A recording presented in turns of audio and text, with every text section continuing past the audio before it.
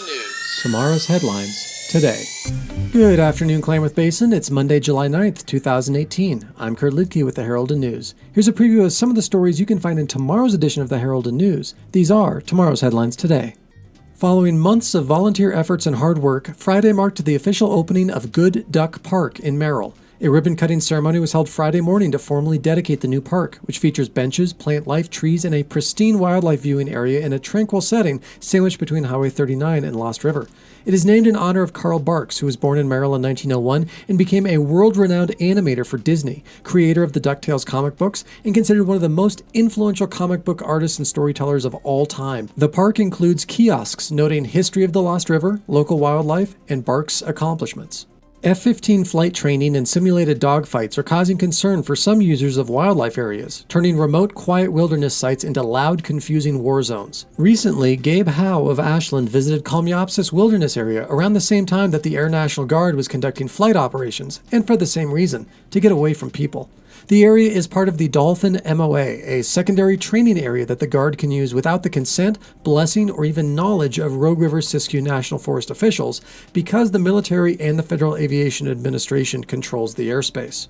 The town of Lakeview will host a public hearing on Tuesday, July 17th at 7 p.m. at Lakeview Town Hall to address concerns related to a planned safety fee to supplement public safety operations. Lakeview Town Council is considering a $10 monthly fee to help pay for hiring of an additional police officer, as well as funding increases for 911 dispatch and the Lakeview Police Department. Initially, Council planned to pass the ordinance in June.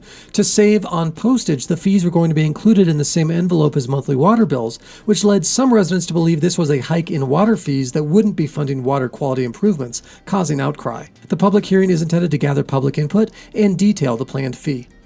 Over the next 4 weeks, around 400 kids from pre-K up to 8th grade at Ponderosa Middle School will be undertaking the summer school program to help refresh academic skills and simultaneously create art, play games, and participate in field trips by incorporating learning goals with summer fun. The program has also become vital in professional development, providing a setting for teachers working within the district to work with their team in preparation for the next year. The program is free for all participants and runs Monday through Thursday from 8:30 to 1:30 through August 2nd.